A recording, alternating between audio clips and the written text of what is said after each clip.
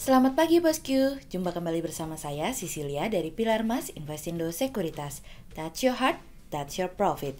Nah, seperti biasa kita akan mulai saja nih market review kita hari ini, Rabu 20 April 2022 dengan episode Volatilitas versus Stabilitas. Maka dari itu jangan kemana-mana ya bosku, tetap di channel Pilar Mas Investindo Sekuritas.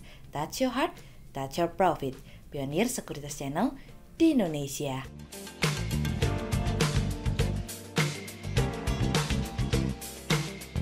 Seperti biasa, kita akan mulai dari Global Economics Calendar. Ada berita dari US Housing Starts yang naik dari sebelumnya 1,88K menjadi 1.793K. Kemudian ada dari US Building Permits yang naik dari sebelumnya 1.865K menjadi 1.873K. Kemudian ada dari Japan Industrial Production Month on Month yang naik dari sebelumnya 0,1% menjadi 2%, sementara year on year naik dari sebelumnya 0,2% menjadi 0,5%. Kemudian kita beralih ke corporate news. Ada berita dari PT Total Bangun Persada Tbk atau TOTL yang targetkan pendapatan bisa mencapai 2 triliun rupiah di sepanjang 2022 dari kontan.co.id. Kemudian ada dari PT Tiga Raksa Satria Tbk atau TGKA yang bukukan pendapatan 11,92 triliun rupiah dari kontan.co.id. Kemudian ada dari PT Pinago Utama Tbk atau PNGO yang bidik pertumbuhan pendapatan 10% tahun ini dari kontan.co.id. Kemudian pada perdagangan hari Selasa tanggal 19 April 2022, IHSG ditutup melemah minus 76 poin atau minus 1,05% menjadi 7.199. Sektor transportation and logistik, consumer cyclicals, healthcare, teknologi, properties and real estate, basic materials, financials, industrials bergerak negatif dan mendominasi penurunan IHSG kali ini. Investor asing di seluruh pasar membukukan pembelian bersih sebesar 423 miliar rupiah. Kemudian kita akan masuk ke market review kita hari ini. Cerita hari ini akan kita awali dari terlalu dalam. Kali ini pemangkasan proyeksi pemulihan ekonomi kembali datang dari IMF yang dimana mereka pada akhirnya mau tidak mau mengikuti jejak Bank Dunia untuk memangkas proyeksi pertumbuhan ekonomi mereka. IMF mengatakan bahwa ekspansi global akan melambat dari sebelumnya 4,4% pada saat sebelum perang terjadi dan sekarang menjadi 3,6%. Angka ini turun lebih dalam dari tahun 2021 silam yang berada di 6,1%. Dan ternyata perang yang tidak berkesudahan ini telah mendorong tahun-tahun berikutnya juga mengalami penurunan. Tercatat pada tahun depan atau 2023 mendatang proyeksi pertumbuhan ekonomi turun dari sebelumnya 3,8% menjadi 3,6%.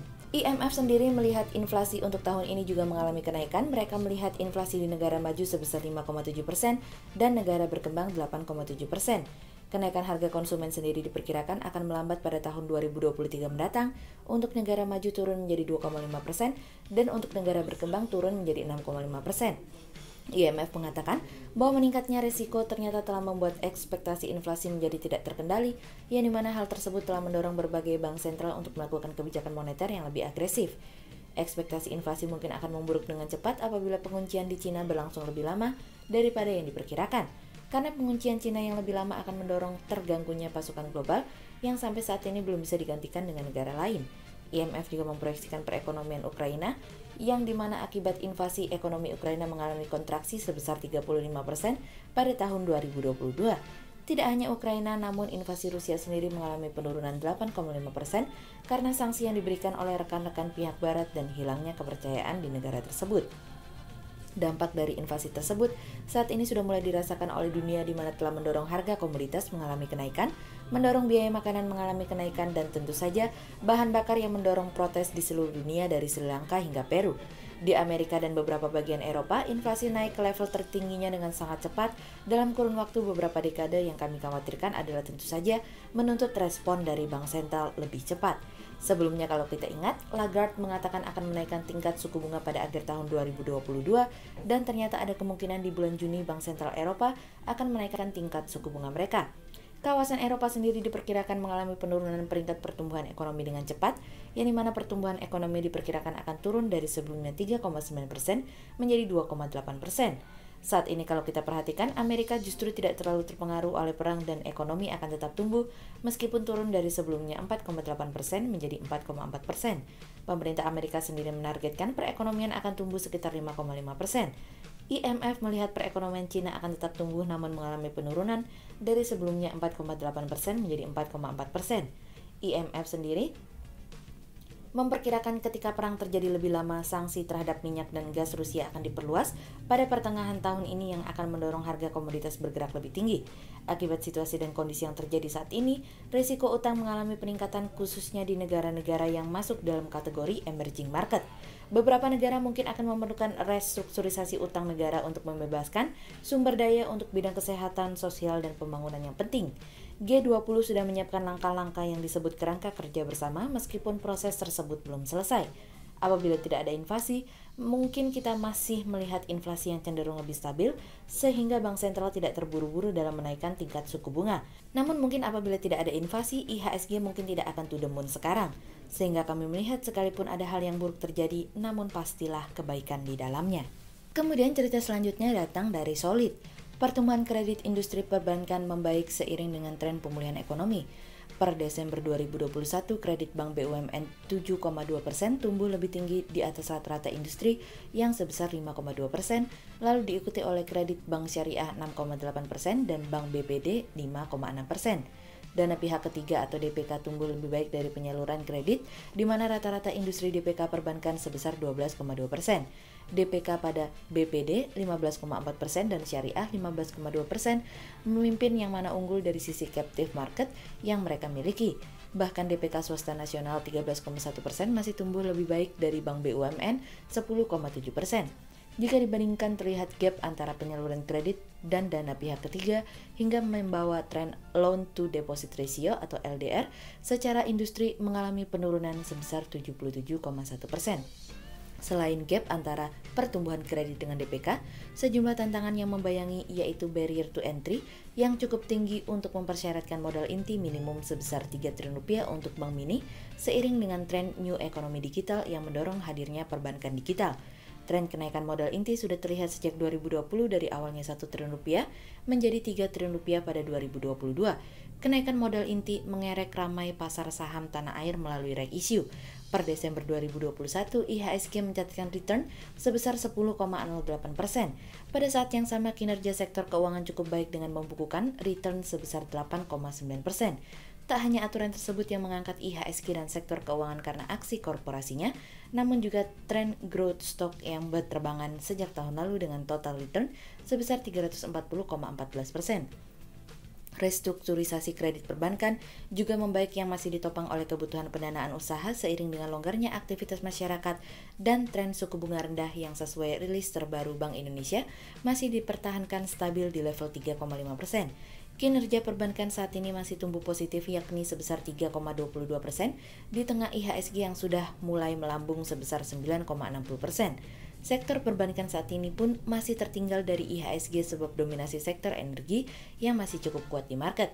Kami berpandangan bahwa profil risiko dari perbankan saat ini tergolong rendah yang didorong oleh kondisi makroekonomi yang lebih solid. Terlebih terlihat potensi besar bahwa Bank Indonesia akan menaikkan suku bunga di tahun ini meskipun pertumbuhan ekonomi terpangkas menjadi di rentang 4,5% hingga 5,3% dari sebelumnya 4,7% hingga 5,5% imbas hasil kenaikan harga. Hal ini berpeluang mengangkat kinerja saham perbankan ke depannya. Sehingga berdasarkan technical analisa, kami melihat saat ini IHSG berpotensi akan bergerak melemah terbatas dengan rentang pergerakan 7.058 hingga 7.260.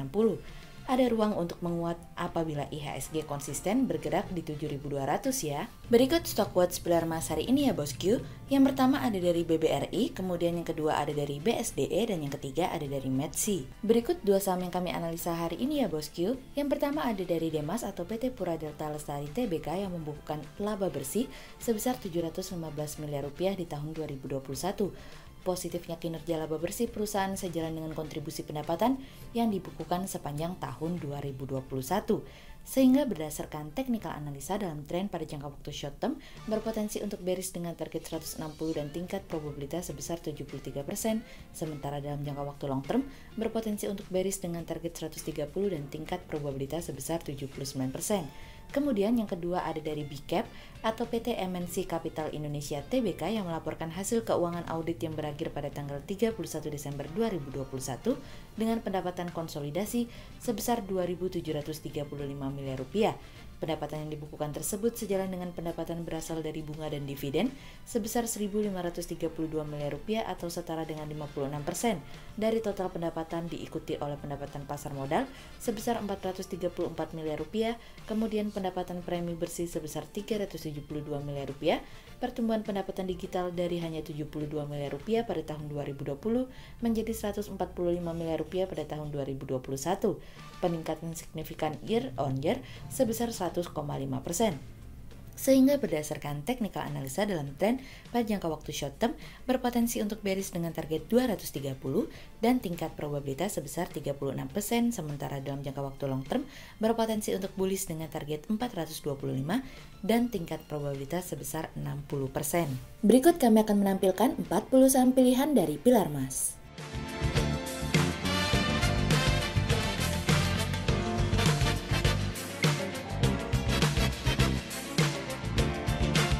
Sekian untuk review market kita kali ini ya bosku. Untuk info lebih lengkapnya bosku bisa download PDF dengan klik link di bawah video ini atau bisa juga langsung akses ke website kami di www.pilarmas-investindo.co.id. Dan jangan lupa untuk selalu jaga kesehatan buat para bosku ya. Kita akan bertemu lagi besok pagi untuk market review yang berikutnya. Jadi jangan lupa like, subscribe, dan tonton terus channel Pilar Mas Investindo Sekuritas.